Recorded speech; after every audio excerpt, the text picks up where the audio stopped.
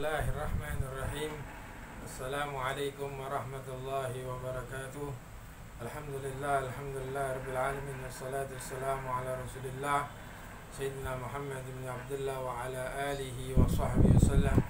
Allahumma salli ala sayyidina Muhammad al-Fatih lima ughliqa wal khatim lima sabaqa nasiril haqi bil haqq wal hadi ila siratikal mustaqim wa ala alihi wa sahbihi haqqi qadri wa miqdaril azim. Amma ba'd.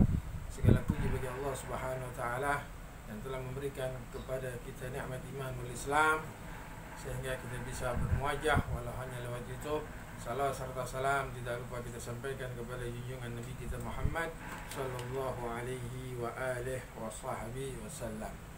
Ma'asyiral ikhwan rahimakumullah, pada kesempatan ini saya akan baca tentang masalah doa kita ini kenapa belum dikabulkan. Nah, itu diceritakan oleh Syakik Al-Balakhi. Di antaranya ada 10 penyebabnya. Hati kita mati ini ada 10. Sini dikatakan, Kana Ibrahim bin Adham yamshi fil Basrah fajtama'a an-nasu ilayh فقالوا ما بالنا ندعو فلا يستجاب لنا وأن الله تعالى يقول وقال ربكم ادعوني أستجب لكم فقال يا أهل البصرة قد ماتت قلوبكم بعشرة أشياء فكيف يستجاب لكم. Yang artinya, suatu ketika Ibrahim bin Adham berjalan di kota Basrah. Kemudian masyarakat setempat berkumpul kepadanya. Mereka berkata, mengapa kami berdoa tapi tidak dikabulkan, padahal Allah berfirman dan Tuhan kalian berkata, berdoalah kepadaku niscaya aku akan mengabulkannya. Ibrahim berkata, wahai penduduk Basrah, hati-hati kalian telah mati karena 10 hal. Bagaimana doa kalian akan dikabulkan olehnya? Yang pertama,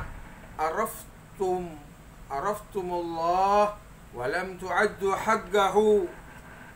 Kalian mengenal Allah tetapi tidak menunaikan haknya, tidak menjalankan perintah-perintahnya Allah Subhanahu wa taala. Bagaimana kita mau dikabulkan doa kita?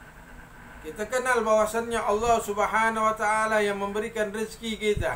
Allah Subhanahu wa taala yang memudahkan urusan kita, tetapi kita tidak melaksanakan haknya, tidak melaksanakan apa yang diperintahkan. Makanya inilah salah satunya doa kita tidak dikabulkan oleh Allah Subhanahu wa taala. Kemudian yang kedua, garatumul Quran wa lam ta'malu bihi. Kalian membaca Al-Quran namun tidak mempraktekannya. Kita baca Al-Quranul Karim, tetapi kita tidak mau mempraktekkan di dalam kehidupan kita. Berapa banyak Al-Quran, berapa banyak orang yang baca Al-Quran, wal Quran yal'anuh, sedangkan Quran melaknatnya. Dia mengatakan, la'anallah 'alal kadhibin wa huwa yakdzib. Allah melaknat orang-orang yang bohong. Yang baca Al-Quran tukang bohong. Allah melaknat orang-orang yang pendusta, yang baca pendusta.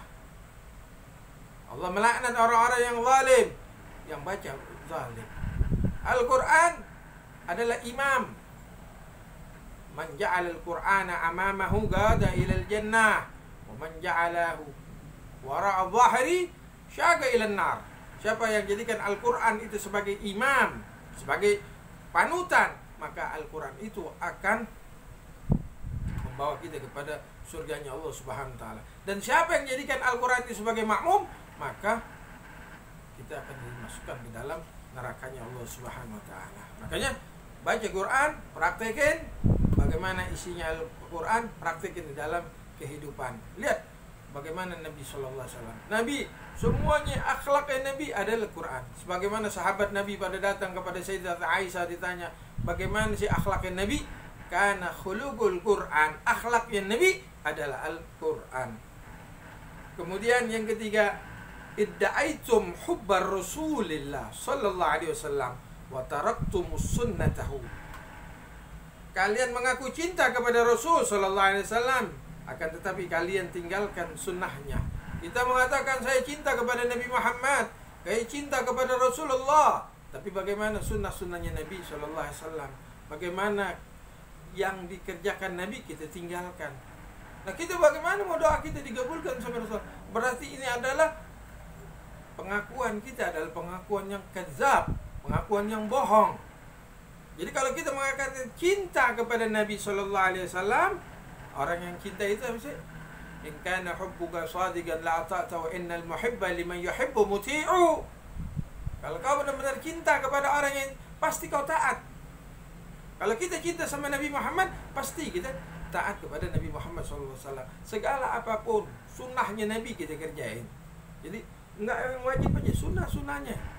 Dalam wudu sunnahnya gimana, sholat gimana, semuanya apapun pekerjaannya Nabi sallallahu alaihi wasallam kita kerjain, sunnahnya Nabi kita lakukan. Nah, itu kalau kita benar-benar cinta kepada Nabi sallallahu alaihi wasallam. Kemudian selanjutnya yang keempat, idda'aitum adawati syaitan wa ta'tumuhu. Kalian mendakwakan permusuhan terhadap syaitan, tapi kalian mentaatinya. Oh, ini nggak benar, ini nggak ini. Tapi kita taat sama syaitan. Kita lakuin perbuatan yang tidak benar, kita kerjain. Padahal kita tahu bahwasanya syaitan itu aduhun, musuh, mubin yang nyata. Tapi kita masih taat, amin. Iya. Bohong. Kalau kita mengatakan syaitan itu musuh kita, tapi kita tetap mengikuti jalannya. Apa?